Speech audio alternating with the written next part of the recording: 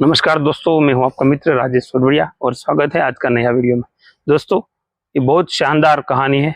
अपना माँ बाप या तो अपना पिता और माता या तो अपने बुजुर्गों का आशीर्वाद हमारे ऊपर अगर सच्चे दिल से निकला तो कैसे बीतता है, उसकी कहानी है। आइए जानते हैं एक शानदार और सच्चाई की कहानी के साथ।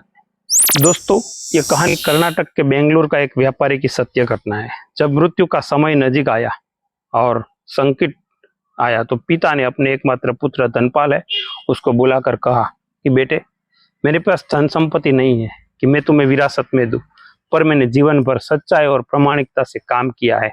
मैं तुम्हें आशीर्वाद देता हूँ कि तुम जीवन में बहुत खुशी रहोगे और धूल को भी हाथ लगाओगे तो आगे जाके वह सोना बन जाएगा। ऐसा बढ़िया सा आशीर्वाद दिया।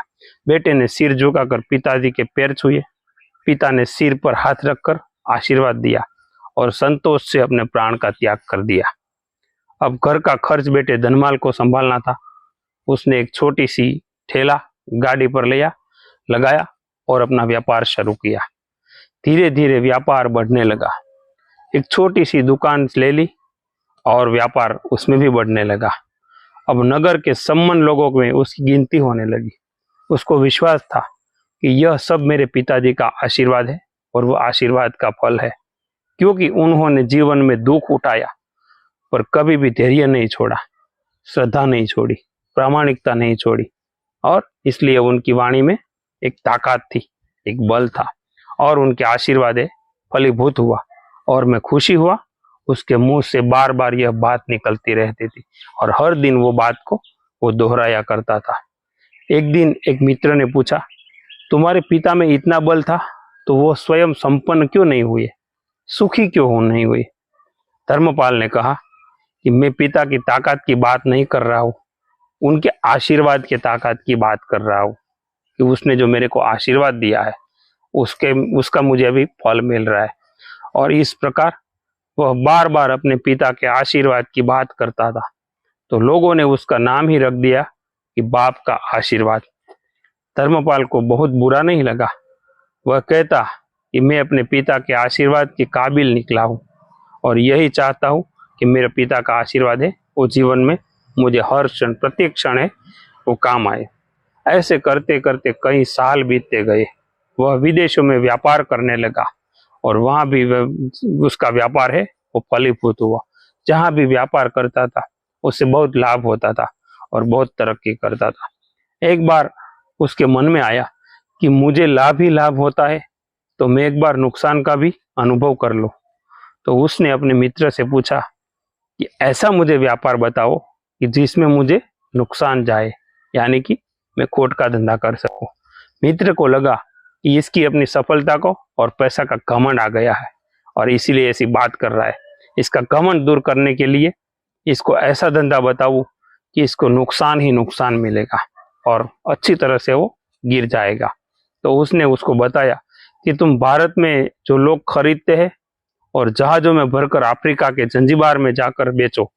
धर्मपाल को यह बात ठीक लगी। जंजीबार तो लोगों का देश है, वहां से लोग भारत में लाते हैं और 10 बार गुना भाव कर कर बेचते हैं। भारत में खरीद कर कर जंजीबार में बेचे तो साफ नुकसान सामने दिखाने रहा। परंतु धर्मपाल ने तय किया कि मैं भारत में लोग जो खरीद कर जंजीबार खुद लेकर जाऊंगा, देखूं तो कि पिता के आशीर्वाद इसमें कितना साथ देता है, क्योंकि यह तो मेरा नुकसानी का धंधा करने का मैं सोच रहा हूँ, तो इसमें अगर पिता का आशीर्वाद है वो साथ देता है कि नहीं, वो भी उसको दिमाग में आया। नुकसान का अनुभव लेने के लिए उसने भारत में लोगों को खरीदा और जहाज में भरकर खुद उसके साथ वो जंजीबार द्वीप पहुंचा। जंजीबार का सुल्तान ने वो सुल्तान का राज्य था। धर्मपाल वहां पहुंचा, जहाज से उतरकर और लंबे रेतीले रास्ते पर जा रहा था। वहां का व्यापारियों से वो मिला और सब बात की।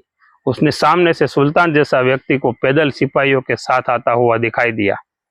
उसने किसी से पूछा कि यह कौन है, अब जाके तपास करो। उन्होंने कहा कि हमारा विस्तार यानी कि हमारा जो राज्य है उसका यह सुल्तान है। सुल्तान ने उसको सामने देखकर उसका परिचय पूछा। उसने कहा कि मैं भारत के गुजरात के खंभात का व्यापारी हूँ और यहाँ पर व्यापार करने के लिए आया हूँ। सुल्तान ने उसको व्यापारी समझकर उसका आदर किया, सम्मान दिया और उससे सारी बातें करने लगा जो उसका व्यापार नीति में था और उसके राज्य में था। धर्मपाल ने देखा कि सुल्तान के साथ सैकड़ों सिपाहियों है, परंतु उनके हाथ में तलवार और बंदूक आदि कुछ भी नहीं है, फिर भी वो बड़ी बड़ी छलनियां लेकर खड़ा है। उसको आश्चर्य हुआ। उसने विनम्रता पूर्वक सुल्तान से पूछा कि आपके सैनिक इतनी छलनी लेकर के क्यों आकर खड़े हैं और ऐसा आप हथियार में क्यों नहीं रखते। सुल्तान ने हंसकर कहा, बात यह है कि आज सवेरे मैं समुद्र तट पर घूमने आया था, तब मेरी उंगली से एक अंगूठी है, ये कहीं निकलकर वहां पे गिर गई है।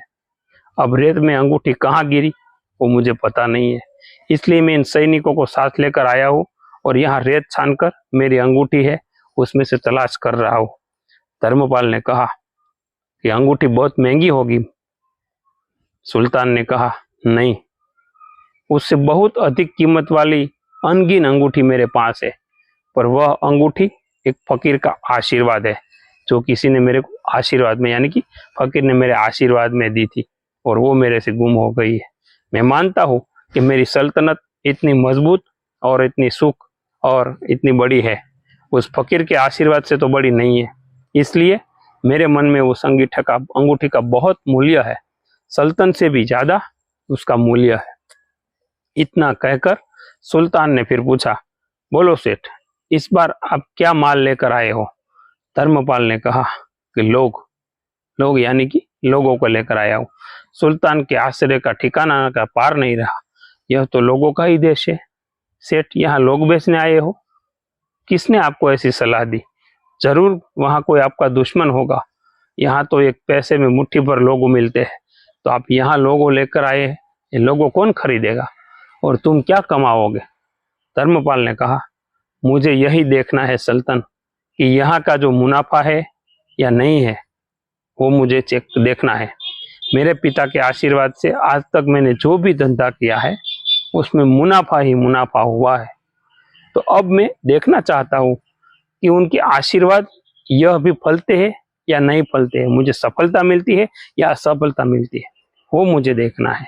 सुल्तान ने पूछा, पिता के आशीर्वाद, इसका क्या मतलब है। धर्मपाल ने कहा, अब सुनिए, मेरे पिताजी सारे जीवन पर ईमानदार था और प्रामाणिक भी था और प्रामाणिकता से काम करते रहे, परंतु धन नहीं कमा सके और उसका अंत समय आया। जब अंत में उसका देहांत होने का समय आया, उसको मालूम हो गया था कि अभी मैंने कुछ किया नहीं है, लेकिन मेरे बेटे को मुझे अच्छा सा आशीर्वाद देना है, इसलिए उसने मेरे को पास बुलाते हुए मरते समय मुझे भगवान का नाम लेकर मेरा सिर पर हाथ रखकर आशीर्वाद दिए थे कि तेरा हाथ में धूल है, हाथ की धूल है वो भी सोना बन जाएगी।